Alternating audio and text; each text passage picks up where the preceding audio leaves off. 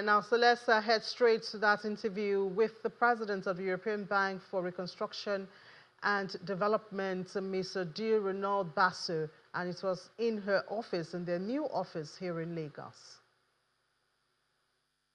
Basically, we have three top priorities in terms of area. The first one is infrastructure and telecom infrastructure, but also energy infrastructure. There is a huge needs. We've started to discuss, for example, possible, port development, infrastructure port. So that's the first area. The second one is more the private sector, and in the private sector, there is, of course, agribusiness, but also manufacturing, hospitality, real estate, and so forth. So then we will start to look into, corporate clients, and we've already started. And the third one is financial institution. And we can work with banks or broader financial institutions like asset managers or insurance companies. And for example, with bank, we had this first trade finance credit line, but we can also develop a risk-sharing product or financing credit line for example, young people, targeted to young people, young entrepreneurs, women in business, but also work, for example, on capital market issuance. If a bank needs to get some funding from capital market, we can intervene as an anchor investor.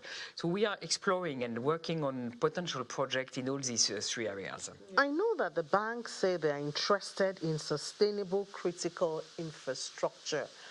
If you could walk us through an example, and you're working with the private sector, how does that go? You're giving loans to the private sector. Really paint a picture for us of how this is going to work out. So indeed, we finance private sector companies, and basically we can do two things. Provide some loan funding that has to be repaid. We can also invest in equity. We can invest directly with corporates, so when they are sufficiently big enough, and or we can work through financial institutions to support SMEs, to finance SMEs, because for us we don't have the granularity, we don't have the knowledge of the it's a smaller size enterprise. So then we work through financial institutions, providing credit line or risk-sharing facility or portfolio risk-sharing through the banks, and benefiting ultimately small businesses. And in infrastructure, we can do infrastructure with the private sector. So if you have, for example, energy developers that want to invest in renewable, or a port developer that want to develop a port or concession for road. But we can also work with the government or local authorities, sub-sovereign level municipalities, in order to support key infrastructure. And the logic for us is always that we will focus on infrastructure that will facilitate private sector development. Currently, for example, we are exploring the possibility, the project which is to develop fiber optic in the country, to give us access to 900,000 into fiber optic, which is very important now because there is so many things that can be done through internet, through digital tools. So that we see that as a, for example, very interesting project in terms of reducing the inequalities across the country, which are very important. It's very different being in Lagos and being more further away in more rural areas. Do we have an idea of the interest rate? Interest rate is a major issue here in Nigeria. It's made funding expensive. So are you working with the dominant interest rates in the country, or you have? Yes, we are working with market interest rates because also we don't want to crowd out the private sector. So we want to, other banks and so forth. So we want to be supportive and to facilitate private sector funding. So mostly we work with market interest rates, in particular when we work in the private sector. When we work with the sovereign, it's a different approach where we have a limited, we have a sort of fixed margin. You've talked about the private sector, but obviously you have something to do with perhaps the federal government and then the states, the subnationals. It's basically, on average, we are doing 75% of our investment in the private sector, 25% in the public sector, and then it can be state-owned enterprise, or it can be local governments, municipalities, and so forth. And we also work with the government. For example, I'm going to meet the central bank governor, the Minister of Finance, in order to discuss the policy environment. So, for example, we can provide some technical assistance or policy work in order to facilitate the development of the private sector. For example, banking, we are looking at the banking regulation, what can be done, what is, or other type of policy to improve the business environment. And EBRD is very interested in green energy. Electricity is a major challenge for manufacturers and businesses in the country. Can we expect any jump starts coming up with the EBRD's operationality? So that's something we will focus on, and I think one of the priority areas, for example, is the grid, investment in the grid, which seems to be quite fragile and having some challenges.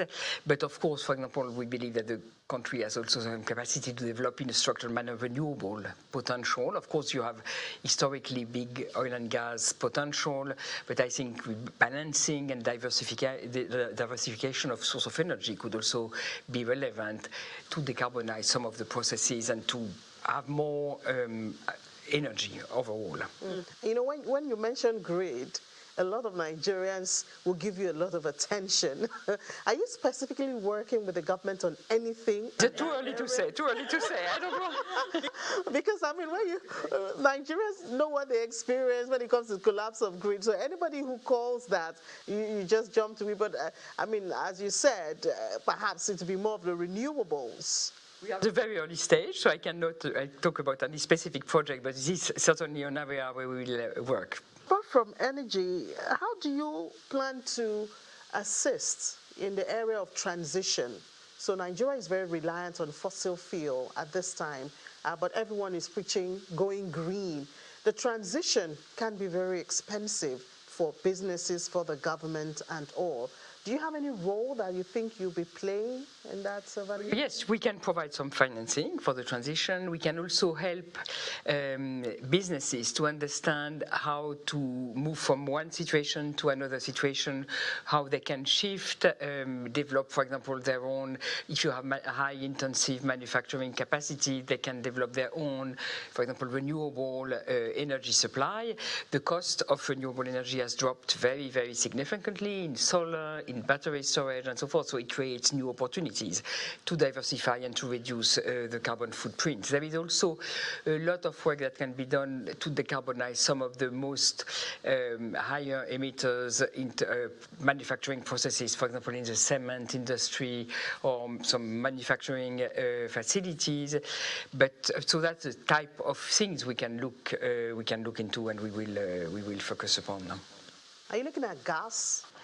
We are not. We have a policy which does not forbid. We cannot do gas upstream and so forth, and we are quite restricted in the way we can finance gas projects. It needs to be part of a decarbonization strategy and so forth, under the policies which have been approved by our shareholders.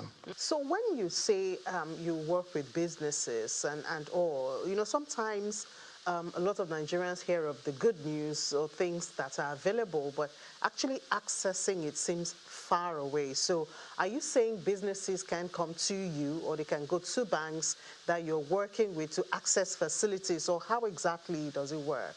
So it can both ways. It can go through banks, and we will progressively. So we now have a trade finance credit line. We will progressively expand what we are doing with, hopefully extend what we are doing with the banking systems, and also directly. And that's why we have an office here with experimented bankers who have been, professional already in the country, who know well the different sectors and so forth, and who are based in Lagos. And food security, I know you talked about agribusiness.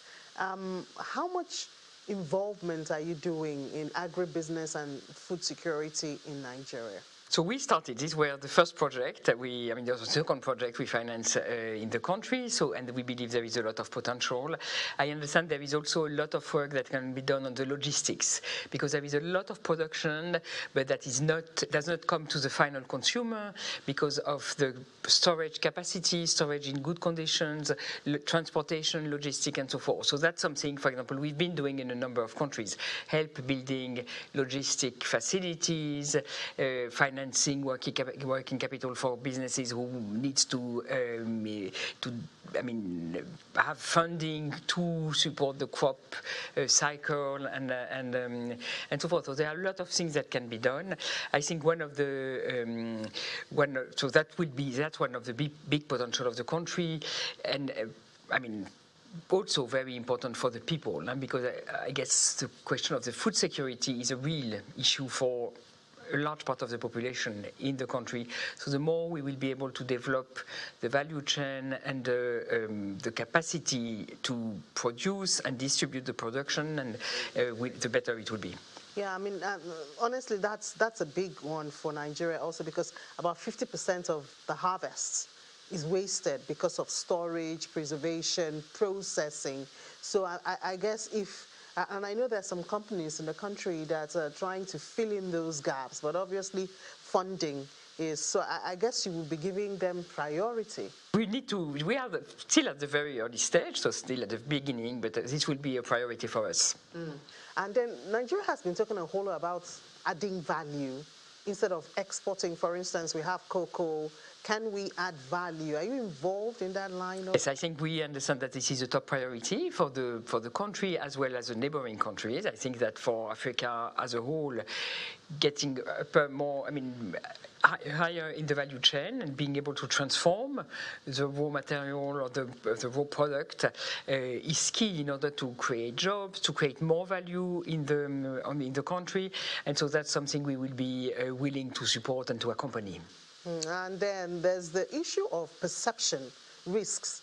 Nigeria has been perceived as a high risk.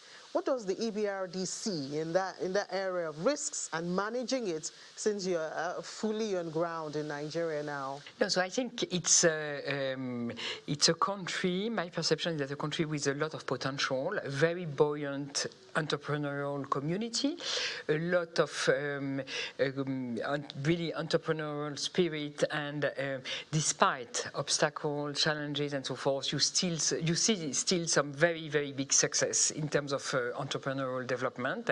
So that's very promising. Of course, there may be some risk. We are very, we have due diligence process in order to select our clients, determine whether we can work or not with some businesses. So we are quite demanding in terms of standards, environmental and social standards, and so forth. But I believe that there is a lot of potential in terms of entrepreneurial sector, private sector dynamism.